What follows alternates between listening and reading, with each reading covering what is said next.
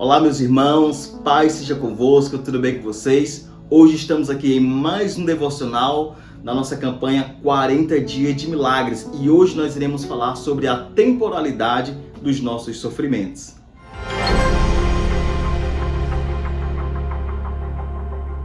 No livro de Romanos, no capítulo 8, versículo 18, Paulo escreve o seguinte: considero que os nossos sofrimentos atuais não podem ser comparados com a glória que em nós será revelada.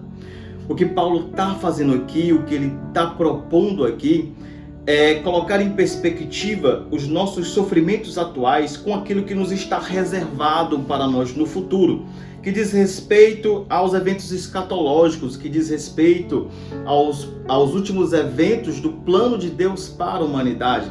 Plano esse que diz respeito à segunda vinda de Cristo, ao seu reino milenial, ao juízo final, os novos céus e a nova terra, e também quando passaremos a habitar com o Senhor para todo o sempre. Então, quando Paulo ele coloca isso em perspectiva, a gente passa a observar que toda a transitoriedade e a temporalidade dos nossos sofrimentos é incomparável com aquilo que está reservado para nós. Por exemplo, muitas pessoas são acometidas de algumas condições neurodivergentes, como um autismo, um TDAH, seja ela uma criança, um jovem ou um adulto, ele passará a sua vida inteira com essa condição. Muitas vezes outras pessoas que são acometidas por algumas limitações físicas, outras por alguma condição tipo um CA, e muitas vezes terão que conviver com essa condição durante toda a sua vida. Mas Paulo ele coloca aqui em perspectiva que esse sofrimento no qual muitos de nós iremos enfrentar, eles serão temporários. Porque ainda não se completou a nossa redenção. Ou seja, quando Cristo voltar, nós seremos arrebatados e nesse arrebatamento nós receberemos um novo corpo revestido de glória, um corpo revestido de imortalidade, onde nós não estaremos mais sujeitos às paixões mundanas, às paixões da carne, essa natureza no qual nós temos hoje, que ela é inclinada para o mal e também é sujeita a todas as doenças, ela será totalmente transformada e nós teremos um novo corpo de glória. É interessante que Paulo também traz uma perspectiva em relação à natureza. Ele diz aqui no versículo 21, no versículo 20, pois ela, ou melhor, no versículo 19, a natureza criada aguarda com grande expectativa que os filhos de Deus sejam revelados, pois ela foi submetida a uma inutilidade, não pela sua própria escolha, mas por causa da vontade daquele que a sujeitou, na esperança de que a própria natureza criada será libertada da escravidão da decadência em que se encontra, recebendo a gloriosa liberdade dos filhos de Deus. Paulo também coloca em perspectiva a condição do nosso planeta hoje, pois lemos em Apocalipse capítulo 21, quando João fala de novos céus e nova terra, a restauração de toda a sua criação, pois atualmente a criação de Deus, as coisas criadas não estão cumprindo o seu propósito no qual foi determinado devido à condição que o homem se encontrou após a queda e a maldição que veio sobre nós.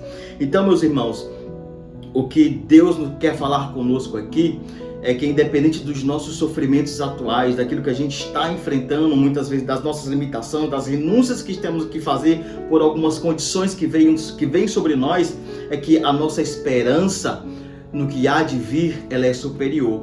E a igreja caminha nessa esperança. Essa é a esperança da igreja, essa é a esperança de todo cristão, aquilo que nos está reservado, pois Deus cumprirá o seu plano redentivo para nós. E nós vemos durante toda a Escritura que nada é capaz de burlar, ou melhor, de frustrar os planos do Senhor, mas Ele cumprirá todos os seus planos. Então, meus irmãos, os nossos sofrimentos atuais, sejam eles quais for, quando nós colocamos diante daquilo que o Senhor tem para nós, ela é incomparável.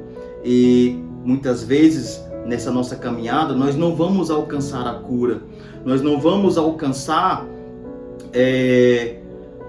que algumas coisas sejam resolvidas. E tá tudo bem. Às vezes a gente questiona Deus, a gente fica se perguntando, mas como? Mas nós temos que entender também que o nosso Deus, ele é um Deus de mistério. Eu queria fazer uma leitura também aqui de Romanos, no capítulo 11, versículos 33 ao 36, que nos diz o seguinte: ó profundidade da riqueza, da sabedoria e do conhecimento de Deus! Como insondáveis são os seus juízos e inescrutáveis os seus caminhos! Quem conheceu a mente do Senhor, ou quem foi o seu conselheiro? Quem primeiro lhe deu para que ele o recompense? Pois dele, por ele e para ele são todas as coisas. A ele seja glória para sempre. Amém. Nós vimos aqui nesse texto sobre essa soberania do Senhor. Quanto ele é grande, e quando nós estamos diante dele, nós perguntamos: quem somos nós? E louvamos ao nome do nosso Deus por sermos alcançados por essa graça, por fazermos parte do seu plano divino. E o que nos tem reservado é muito maior. Então, meus irmãos, Deus às vezes ele age na vida de muitos de nós de uma maneira misteriosa. Mas está tudo bem, porque o que há de vir é superior à transitoriedade dos nossos sofrimentos. Que você receba essa palavra em nome de Jesus. Eu que te convido nesse momento, feche os seus olhos e vamos orar ao Senhor. Senhor, nosso Deus, nosso Pai, nós te louvamos, Senhor, mais uma vez por essa rica oportunidade de estarmos aqui nesse devocional. Eu tenho certeza que o Senhor, a cada dia, está falando com muitos dos teus filhos, está levando e direcionando a Ele questões específicas do qual nós precisamos ouvir. Mais uma vez, Senhor, fala com cada um dos teus filhos que precisa ouvir esta palavra. E Deus, e diante daquilo que o Senhor nos falou aqui, da transitoriedade dos nossos sofrimentos e de que muitas vezes nós teremos que conviver com essa situação, ainda assim, Pai, nós rompemos em fé. Rompemos em fé e oramos a Ti, ó Deus, que entra na causa daquele teu filho, daquela tua filha, que está precisando de uma cura, de uma libertação. Senhor, entra na vida dele nesse momento agora, Pai. Que o Senhor possa estender as Tuas mãos poderosas sobre ele, Pai, e que ele seja curado em nome do Senhor Jesus, Pai. Em nome do Senhor Jesus. Mas que, ainda assim, por a Tua soberana vontade, o Teu milagre não chegue àquela casa, mas que o Senhor fale ao coração dele que Tu és Deus, que Tu és Senhor, e que o melhor ainda está por vir. Senhor, esta é a nossa oração. Queremos que Tu és um Deus de bondade, um Deus de misericórdia. Queremos que Tu farás tudo conforme a Tua vontade. E assim, nós oramos, crendo em Ti, em nome do Senhor Jesus. Amém.